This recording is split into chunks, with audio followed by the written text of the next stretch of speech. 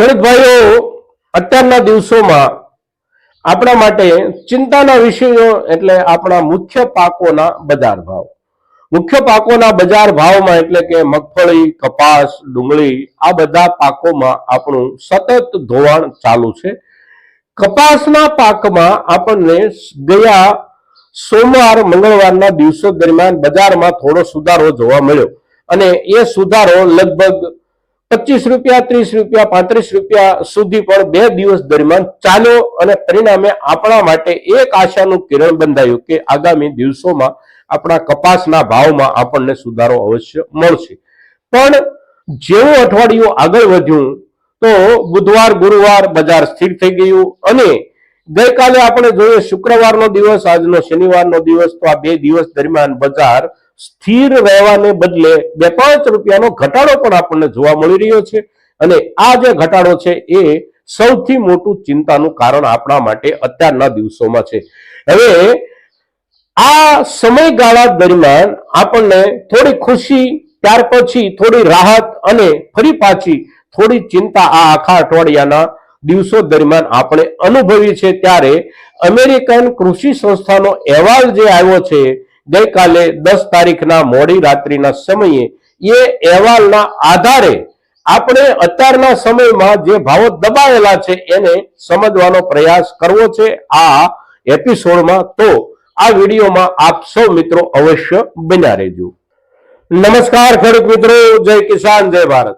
ખેડૂત ભાઈઓ, આજે તારીખ 11 જાન્યુઆરી 2025 શનિવારનો દિવસ છે અને આપણા માર્કેટિંગ યાર્ડોમાં અઠવાડિયાનો આજે છેલ્લો દિવસ છે. હવે અમેરિકન કૃષિ વિભાગ એટલે કે યુએસડીએ આનો રિપોર્ટ દરેક મહિનાના દરેક દેશના ઉત્પાદન, વેચાણ, આયાત નિકાસના આંકડા આ બધી વિગતો સાથેનો દર મહિનાનો નવા મહિનાની 11 તારીખે લગભગ પ્રસિદ્ધ થાય છે મોટા ભાગે. પણ આ વખતે એક દિવસ વહેલો પ્રસિદ્ધ થયો છે એટલે કે ગઈકાલે 10 તારીખે મોડી રાત્રિના આ અહેવાલ પ્રસિદ્ધ થયો છે અને આપણા સૌના સુધી આ અહેવાલ પહોંચ્યો છે. હવે આ અહેવાલ પ્રમાણે અને વીતેલા દિવસોમાં એટલે કે ગયા મહિનાના એના તરફથી જે અહેવાલો આવ્યા હતા એ અહેવાલ પ્રમાણે પણ આપણા દેશમાં કપાસના ઉત્પાદનમાં એકંદર ઘટાડો ખૂબ મોટો છે આ વર્ષમાં. હવે જે ઘટાડો મોટો છે એવું આખી દુનિયા જ્યારે સ્વીકારે છે ત્યારે આ માલના ભાવમાં વધારો મળવો જોઈએ, પણ આપણને વધારો નથી મળ્યો. ગયા મહિનાનો અહેવાલ જ્યારે એમણે જાહેર કર્યો 11-12 તારીખે ડિસેમ્બર મહિનામાં, તો એ અહેવાલમાં પણ સ્વીકારવામાં આવ્યું હતું કે ભારતમાં કપાસના ઉત્પાદનમાં ઘટ છે અને આ મહિનાના અહેવાલમાં પણ સ્વીકારવામાં આવ્યું છે કે કપાસના ઉત્પાદનમાં ઘટ છે. આપણા સમગ્ર વેપારી માળખાને પણ એની જાણ છે અને સમગ્ર દુનિયાને માટે આ કોઈ છુપી વાત ન હોવા છતાં પણ આપણા માલના ભાવ કેમ દબાયેલા રહ્યા, આ સવાલ બહુ અગત્યનો છે. હવે એ જે દબાયેલા આપણા ભાવ રહ્યા છે એ ભાવને આપણે માલના પુરવઠાના હિસાબથી સમજવો જોઈએ અને સમજવા માટેનો એક આંકડો આપણને આ અહેવાલમાં અમેરિકન કૃષિ સંસ્થાએ આપ્યો છે અને એ આંકડો છે ડિસેમ્બર 31 સુધીમાં આપણા તરફથી એટલે કે દેશના ખેડૂતો તરફથી બજારમાં કપાસ કેટલો મોકલવામાં આવ્યો. ડિસેમ્બર 31, 2023 સુધીમાં આપણા તરફથી બજારમાં જે માલ ગયો હતો એની સરખામણીમાં ડિસેમ્બર 2024 સુધીમાં આપણા તરફથી લગભગ 22 થી 23% માલ વધારે બજારમાં ગયો છે. આખા વર્ષ દરમિયાન ઉત્પાદનની જે ઘટ રહેવાની છે એ રહેવાની છે જ, પણ આ સમયગાળા દરમિયાન એટલે કે ડિસેમ્બર સુધીમાં માલનો પુરવઠો ખૂબ મોટો આપણા તરફથી બજારમાં ગયો છે. હવે ગયા મહિનામાં આપણે જોતા હતા કે 15 ડિસેમ્બર સુધીમાં કેટલાક દિવસો એવા ગયા કે ક્યારેય બજારમાં વેચાવા ન આવ્યો હોય એટલી માત્રામાં કપાસનો માલ આપણા દેશના માર્કેટિંગ યાર્ડોમાં આવ્યો, ખૂબ મોટા પ્રમાણમાં આવ્યો અને આંકડાઓ ઉપર વિશ્લેષણ કરનારા આપણા નિષ્ણાંતો પણ ચોંકી જાય એટલા મોટા આંકડામાં આપણા તરફથી માલ બજારમાં પહોંચ્યો અને એ ડિસેમ્બર મહિનાનો અહેવાલ જે અત્યારે આવ્યો છે એ અહેવાલ પણ એની સાથે સંમત થયો કે ગયા વર્ષની સરખામણીમાં 22 થી 23% માલ આપણે ડિસેમ્બર દરમિયાન નાખી દીધો બજારમાં. હવે એ જે મોટો માલ આપણે બજારમાં ગયા મહિનામાં નાખી દીધો છે એની અસર બજાર ઉપર અત્યારે દેખાઈ રહી છે. બજારમાં ઘટ એટલે કે ઉત્પાદન ઘટની અસર દેખાવી જોઈએ એ અત્યારે નથી દેખાતી. એનું કારણ છે 1 મહિનામાં જ ખૂબ મોટા માલનો પુરવઠો બજાર સુધી પહોંચવો. હવે એટલો મોટા પ્રમાણમાં જ્યારે માલ બજારમાં પહોંચે છે ત્યારે બજાર પણ એક રીતે પોતાના હિસાબથી ચાલતું રહે છે કે માલનો પુરવઠો મળી રહ્યો છે તો ભાવમાં વધારો થવાની શક્યતાઓના જે દિવસો હતા અને પાયો બંધાવવાનો જે સમય હતો એ સમય દરમિયાન આપણે પાયો સારો બંધાય એવું કોઈ પણ કાળજીભર્યું પગલું લેવાને બદલે મોટા પાયે માલ બજારમાં પહોંચાડી દીધો અને એના કારણે પાયો બંધાઈ ગયો આપણો અને એ આવા રૂપમાં બંધાઈ ગયો કે અત્યારે આપણે બજારમાં 1350 થી 1450 ની વચ્ચે સારો માલ વેચી રહ્યા છીએ. ખૂબ સારો માલ હોય તો 1470, 75 કે 80 સુધીના આપણને ભાવ 20 કિલોના મળી રહ્યા છે. પણ સારો માલ 1350 થી શરૂ થાય છે અને 1450 એ પૂરો થઈ જાય છે.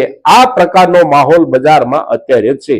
હવે આગામી દિવસોમાં ફેરફારની શક્યતાઓ કેટલી? તો જે મોટો પુરવઠો બજારમાં પહોંચ્યો છે એ પુરવઠો બજારમાંથી નિકાલ થતો રહે. સાથોસાથ હવે પછીના દિવસોમાં આપણા તરફથી જે માલ બજારમાં જતો હોય 5-15 દિવસ કે મહિને દાડે એ જથ્થામાં ઘટાડો આવે તો જ આગળના સમયમાં વાર્ષિક ઉત્પાદનના ઘટાડાની અસર આપણને જોવા મળી શકે. સાથે સાથે વાર્ષિક ઉત્પાદનના ઘટાડાની અસર જોવા મળી શકે એવું એક બીજું કારણ પણ અમેરિકન સંસ્થાના અહેવાલમાંથી આપણને જાણવા મળે છે. એ કારણ છે આપણે ત્યાંથી રેડીમેડ ગાર્મેન્ટ અને કોટન બેઝ કાપડની જે નિકાસ થાય છે અને એ નિકાસ જ્યાં જ્યાં થાય છે એ દરેક જગ્યાએ ડિમાન્ડ સારી છે, માંગણી સારી છે અને માંગ સારી છે તો સારા ભાવથી આપણા વેપારીઓ તૈયાર માલની નિકાસ કરે છે અને આવતા દિવસોમાં કરશે એવી શક્યતાઓ પણ અહેવાલમાં દેખાઈ રહી છે. કારણ કે આ જે ડિમાન્ડ છે એ ડિમાન્ડ ટકી રહેશે, લાંબા સમય સુધી ટકી રહેશે એવું યુએસડીએ ના અહેવાલનું કહેવાનું છે. હવે જો એ વાત સાચી સાબિત થાય અને આપણે ત્યાંથી નિકાસ થતા રેડીમેડ ગાર્મેન્ટ અને સાથે સાથે આપણે વણેલા કાપડની નિકાસની ડિમાન્ડ બની રહે અને બનેલી ડિમાન્ડ ભાવને જો જાળવી રાખે, અગર તો ભાવનું સ્તર આગળ ઉઠાવવામાં સફળ રહે તો એની અસર આપણા આગામી સમયના ભાવો પર સારી પડી શકે છે. અત્યારના દિવસોમાં, નજીકના દિવસોમાં આપણી પાસે વિશેષ અપેક્ષા રાખવાના ખાસ કોઈ કારણો નથી. દુનિયા આખીમાં ઉત્પાદનના હિસાબથી જોઈએ આપણે તો આપણે બીજા ક્રમે છીએ. વપરાશના હિસાબથી જોઈએ તો આખી દુનિયામાં આપણે સૌથી પહેલા ક્રમે છીએ. એટલે આપણી ઘરેલું વપરાશ, આપણા ભારતની વપરાશ જે છે એ વપરાશનો આંકડો લગભગ 3 કરોડ અને 25 લાખ ગાંસડીનો છે. સામે ઉત્પાદનનો અંદાજનો પાકો આંકડો જે હવે આવી રહ્યો છે એ લગભગ 2 કરોડ 98 લાખ 99 લાખ આસપાસનો, એટલે કે 3 કરોડ ગાંસડીથી 2-3 લાખ ગાંસડી અંદર રહી જાય આ પ્રમાણેનો અંદાજનો આંકડો આવી રહ્યો છે. એટલે ઘટને ધ્યાનમાં રાખીને સાથોસાથ તૈયાર કાપડ અને રેડીમેડ ગાર્મેન્ટ્સના વિદેશોના બજારમાં સારી ડિમાન્ડના અહેવાલોના આધારે આપણે અપેક્ષા અવશ્ય રાખી શકીએ કે લાંબા ગાળે કપાસના ભાવમાં સુધારો થવાની શક્યતાઓ છે. મિત્રો, તો આજના દિવસે અમેરિકન કૃષિ સંસ્થાના અહેવાલોના આધારે જે ચર્ચા આપણે કરીએ છીએ એ ચર્ચા આપણા મહત્તમ ખેડૂતો સુધી પહોંચે એવા આપ સૌના તરફથી પ્રયાસો થાય એવી અપેક્ષા સાથે જય કિસાન, જય ભારત.